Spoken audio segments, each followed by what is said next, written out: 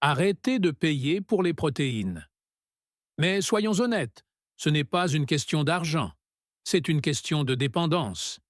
Il s'agit de cette anxiété sourde et lancinante que vous ressentez lorsque vous entrez dans un supermarché sous l'éclat froid et stérile des néons.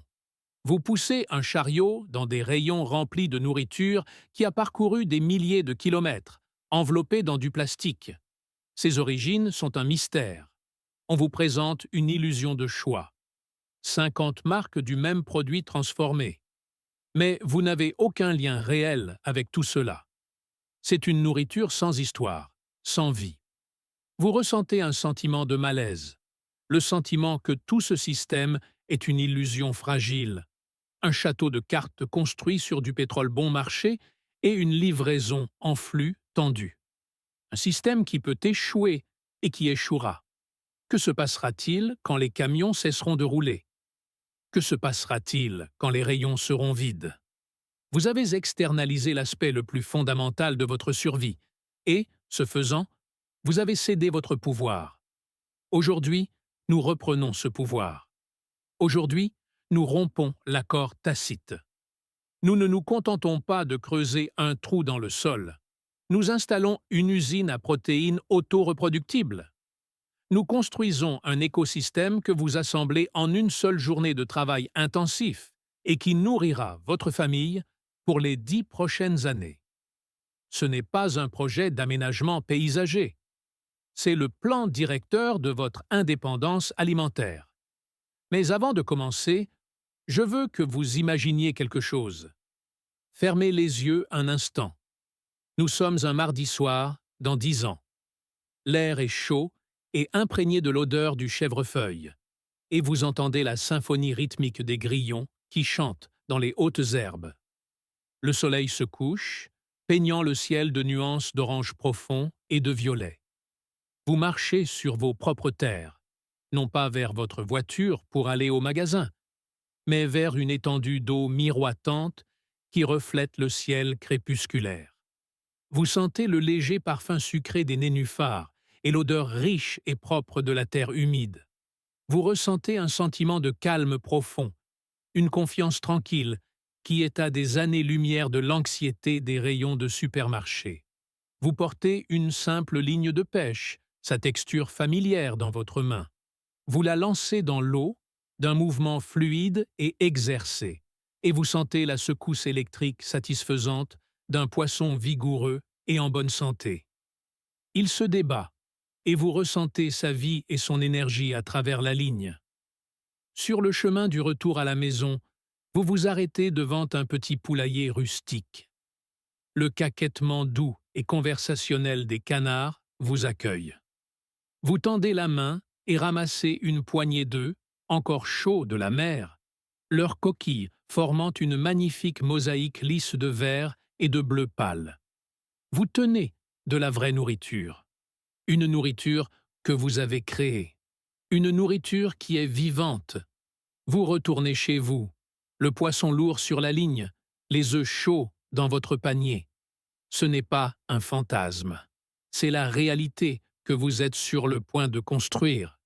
C'est le sentiment que vous allez mériter. D'abord, nous choisissons le terrain. C'est la décision la plus critique que vous prendrez, celle qui déterminera si votre étang est un succès florissant ou un échec boueux et stagnant. Le secret est de laisser la nature travailler pour vous. Sortez après une forte pluie et observez où l'eau veut naturellement s'accumuler. Ce point le plus bas, cette légère dépression dans votre terrain, est l'endroit où votre étang doit se trouver. C'est un acte d'observation, de partenariat avec votre terre. Précipiter cette étape est la première et la plus courante des erreurs. J'ai vu des gens construire de magnifiques étangs sur de légères pentes pour ensuite regarder avec horreur un orage d'été transformer leur création en un torrent déchaîné, emportant la couche arable et inondant leur jardin. J'en ai vu d'autres, comme un homme que j'ai connu, appelons-le le fermier John, qui a creusé son étang dans une parcelle de sol sablonneux et poreux. Il a dépensé une fortune en poissons et en plantes pour voir son étang se vider lentement et douloureusement dans la terre, devenant un marécage infesté de moustiques, un rappel boueux et constant de son impatience.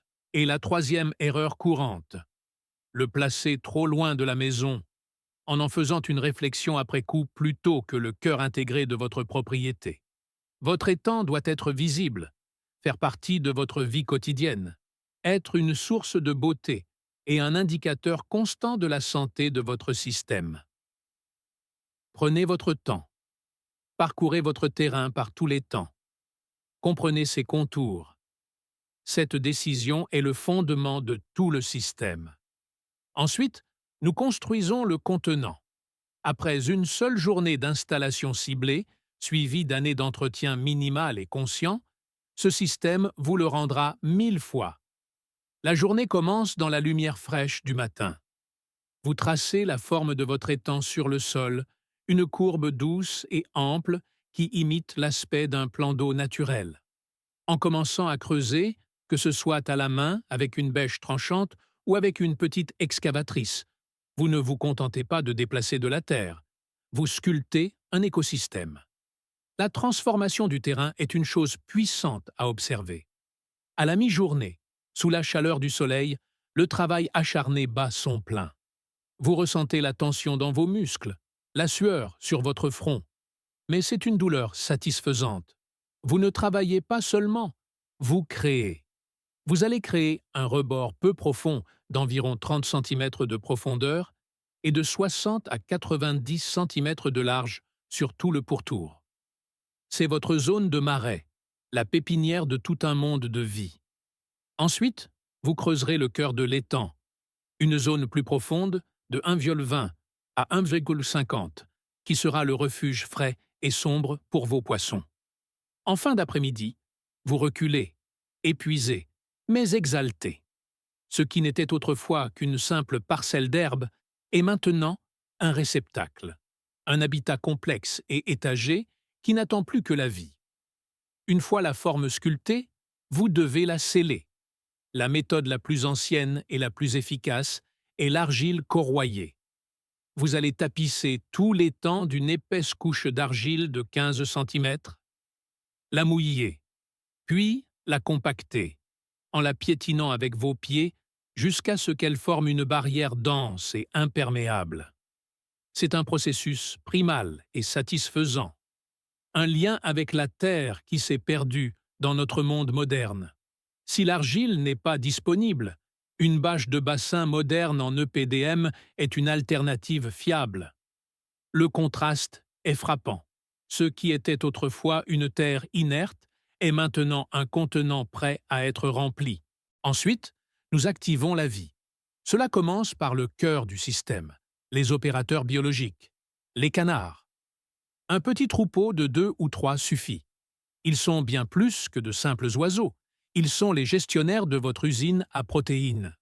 Vous les regarderez alors qu'ils s'élancent sur l'eau pour la première fois, un moment de pure joie. Ils hésiteront une seconde, puis, avec un cancanement joyeux, ils plongeront, transformant instantanément l'étang stérile en une entité vivante. Ils passeront leurs journées à barboter et à plonger, leurs pattes palmées remuant le fond, leurs mouvements constants aérant l'eau. Leurs déjections, une source riche en azote, se dissoudront lentement, transformant l'eau claire en un bouillon fertile et vivifiant. Ils sont le moteur qui convertit la lumière du soleil, captée par les plantes environnantes, en un flux régulier de nutriments. Vous apprendrez à lire leur langage. Le bavardage excité quand vous apparaissez avec une friandise, le murmure bas et satisfait lorsqu'ils flottent paresseusement sous le soleil de l'après-midi, le cancanement sec et unique d'alarme. Vous verrez comment ils deviennent une partie vivante et mobile de votre paysage, comment ils interagissent avec chaque élément de votre propriété. Et en échange de leur travail, ils vous donneront les œufs les plus riches que vous ayez jamais goûtés, un cadeau quotidien de votre nouvel écosystème. Une fois que les canards ont préparé l'eau, nous introduisons la récolte. Nous introduisons les poissons. C'est là que la magie du système devient une réalité tangible. Mais cela nécessite une forme de patience spécifique. Ce n'est pas la gratification instantanée du monde moderne, c'est un investissement profond dans un système vivant. Au cours du premier mois, vous introduirez les alevins, de minuscules éclats de vie qui disparaissent dans les profondeurs. Et pendant des semaines, vous ne verrez rien. C'est le premier test. Votre cerveau moderne, conditionné pour un retour immédiat, hurlera que vous avez échoué. Vous fixerez l'eau à la recherche d'un signe, n'importe quel signe, et vous ne verrez que votre propre reflet. Vous serez tenté d'ajouter plus de poissons, d'ajouter de la nourriture pour poissons, de faire quelque chose. C'est l'erreur de l'impatience. Vous ne devez rien faire. Vous devez faire confiance au système. Au troisième mois, vous commencerez à voir des éclairs de mouvement, un reflet d'argent dans l'eau ensoleillée. C'est un moment de profond soulagement. Ils sont là. Ils sont vivants.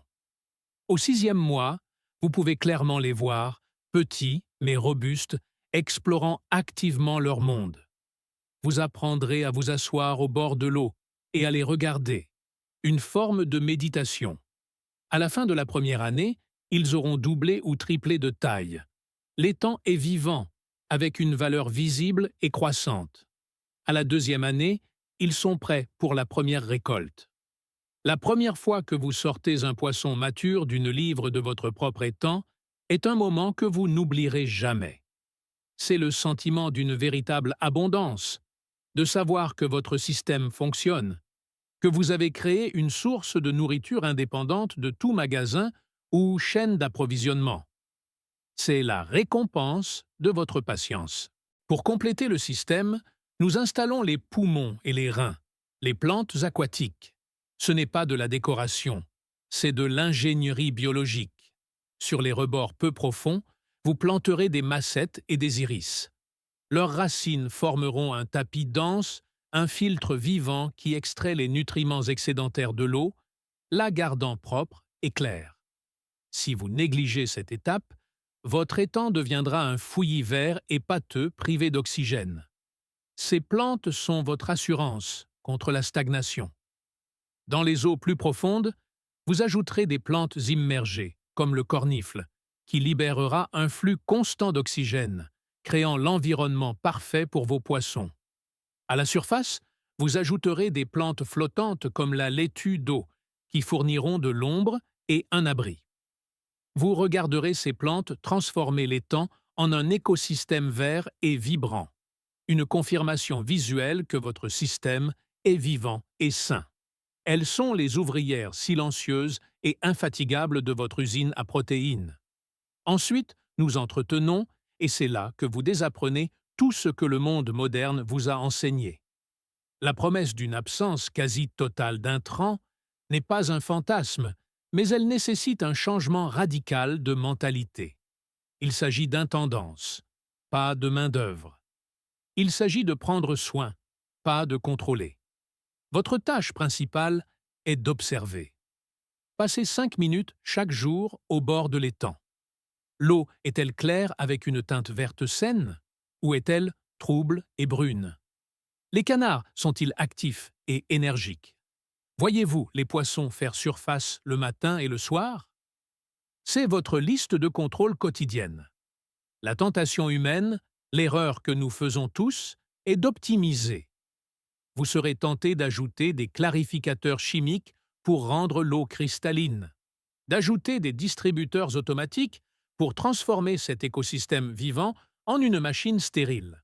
Vous devez résister à cette envie. Le système n'a pas besoin de votre contrôle, il a besoin de votre attention. Le système vous rééduquera. Il vous apprendra à observer, à comprendre et à n'agir que lorsque cela est nécessaire. En hiver, vous veillerez à ce qu'une petite partie de la surface reste libre de glace. En été, vous ferez l'appoint d'eau. Et une fois par an, vous récolterez la riche vase du fond pour en nourrir votre jardin. Ce n'est pas du travail, c'est une conversation avec votre écosystème. C'est une danse entre vous et la nature. Et enfin, nous récoltons l'héritage. C'est le résultat final. C'est l'image que vous devez garder en tête. Nous sommes dans 10 ans. Une crise mondiale a perturbé l'approvisionnement alimentaire. Vos voisins sont inquiets. Vous voyez la peur dans leurs yeux lorsqu'ils parlent de pénurie et de prix. Vous n'êtes pas inquiet. Vous êtes calme. Vous sortez vers votre étang, un écosystème mature et florissant regorgeant de vie. Vos enfants, ou peut-être vos petits-enfants, sont là à pêcher au bord de l'eau, leur visage empreint de fierté et d'excitation. Vous leur apprenez non seulement à pêcher, mais aussi à être autonomes. Et puis, vous remarquez le regard des autres sur vous. Ils ne voient pas seulement un jardinier, ils voient un pourvoyeur, un leader, un sanctuaire dans un monde de chaos. Votre perception du temps a changé. Vous ne réfléchissez plus en termes de semaines ou de mois, mais en termes de saisons et de décennies. Vous êtes devenu une personne différente. Vous n'êtes plus seulement un consommateur du présent, vous êtes un créateur de l'avenir. Vous avez pris un petit morceau de cette terre et l'avez rendu plus productif, plus beau et plus vivant. Et cette transformation en vous, ce passage de la dépendance à la souveraineté, est le véritable héritage. Cela vous laissera non pas assoiffé de plus, mais avide d'une connexion plus profonde avec le monde qui vous entoure. Ce n'est pas seulement un étang, c'est votre déclaration d'indépendance. Si ce voyage vers la souveraineté alimentaire a changé votre regard sur le potentiel de votre propre terrain, abonnez-vous et aimez la chaîne. Nous découvrons l'histoire et les compétences qu'ils ont essayé d'enterrer. Plantez votre avenir dès aujourd'hui. Le prochain trésor de l'autosuffisance sera bientôt ouvert.